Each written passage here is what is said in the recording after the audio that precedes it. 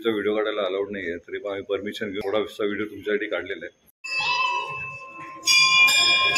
By road Mumbai ते डहाणू हे अंतर 110 किलोमीटर आहे व इथे पोहोचण्यासाठी 2.25 तास लागतात। जर तुम्ही ट्रेनने जात असाल तर तुम्हाला डहाणू स्टेशनवरती उतरून जेमतेम 20 मिनिटांमध्ये तुम्ही महालक्ष्मी मंदिरा येथे पोहोचू शकता।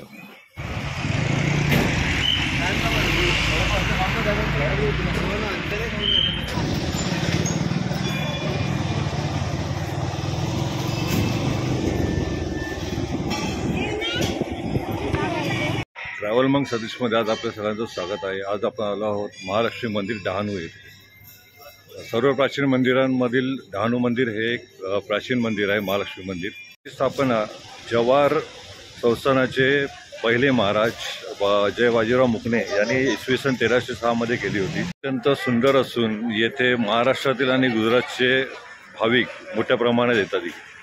हे मंदिर महाराष्ट्र राज्यातील पालघर जिल्ह्यातील डहाणू या शहरामध्ये आहे। अशा प्रकारे ओटीची इकडे सामग्री भेटते।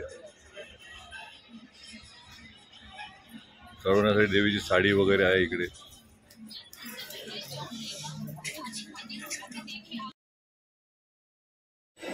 दरवर्षी सुगीला शेतात पीक आल्यावर ते पीक वाहून श्री महालक्ष्मी देवीची पूजा केली जाते। त्यामागील भावना म्हणजे आलेले पीक हे देवीचाच प्रसाद असून जर तो देवीला वाहिला तर घरात आणि शेतात समृद्धी आणि भरभराट येते। सर्व पितरी अमावस्येला येथे आदिवासी समाजाची जत्रा भरते। चैत्रात चैत्र नवरात्रीला देवीच्या मंदिरावर नवीन झेंडा चढवला जातो। या झेंड्याचा मान जव्हार संस्थानाचे मुकणे राजघराण्यात असतो। हा झेंडा वाघाडी नावाचे पुजारी नारायण सातवी चढवतात।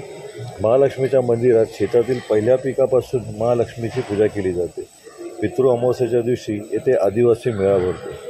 येथील सर्व शेतकरी आपल्या शेतात पिकवलेला भात, बाजरी, काकडी, कोबी यासह विविध प्रकारच्या भाज्या व फळे अर्पण करून मातेची पूजा करतात। शेतातील पीक आईला अर्पण केल्यानंतर घरात सुख, शांती आणि समृद्धी येते अशी त्यांची श्रद्धा आहे। महालक्ष्मी देवी मंदिराबाबत मंदिराचे पुजारी सांगतात की प्राचीन काळी एकदा महालक्ष्मी देवी कोल्हापुरातून दर्शनासाठी गेली होती। त्यावेळी पांडव वनवास घालत होते। आई डहाणूला पोचली तेव्हा खूप रात्र झाली होती। त्यावेळी तिला भीम भेटला। भीमाने भूषणाने सजलेले मातेचे सुंदर रूप पाहिले तेव्हा तो तिच्यावर मोहित झाला। त्याने आईसमोर लग्नाचा प्रस्ताव ठेवला। त्याचा हेतू स्पष्ट न दिसण्यासाठी अट आईने घेतली।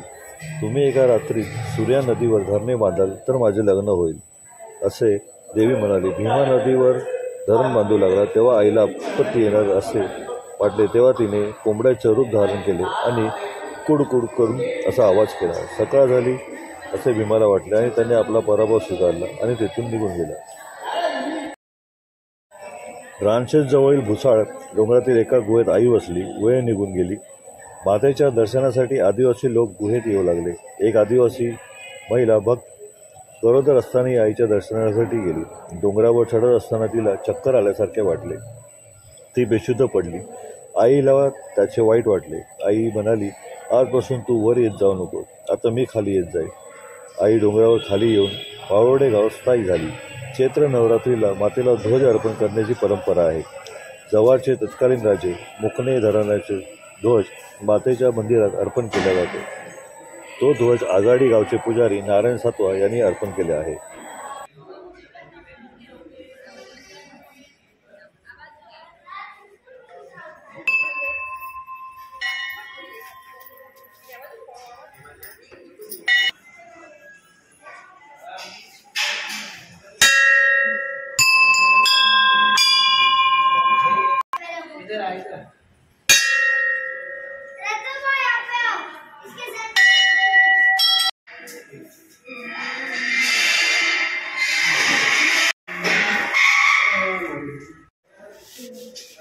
त्याचा भारी असा परिसर आहे, खूप सुंदर असा।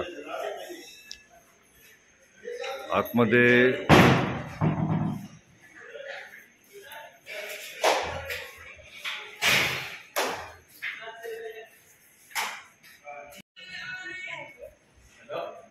मंदिराच्या आतमध्ये देवीचा व्हिडिओ काढायला अलाउड नाही आहे, तरी पण आम्ही परमिशन घेऊन थोडासा व्हिडिओ तुमच्यासाठी काढलेला आहे, पाहू शकता। आणि आता आरतीची वेळ चालू झालेली. आता वाजले आहेत 6:53. 7ची आरती आहे. आरतीचा एक व्हिडिओ तुम्हाला थोडासा मी काढून दाखवतो.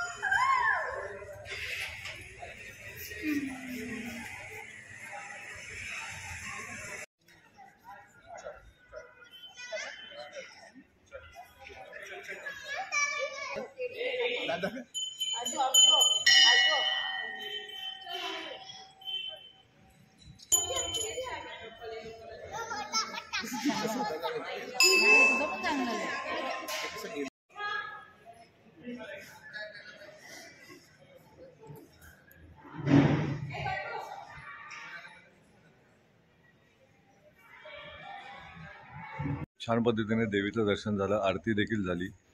आता इकडे हा व्हिडिओ आता इकडे समाप्त करा. भेटूया पुन्हा दुसऱ्या व्हिडिओमध्ये. व्हिडिओ आवडल्यास लाईक करा, शेअर करा.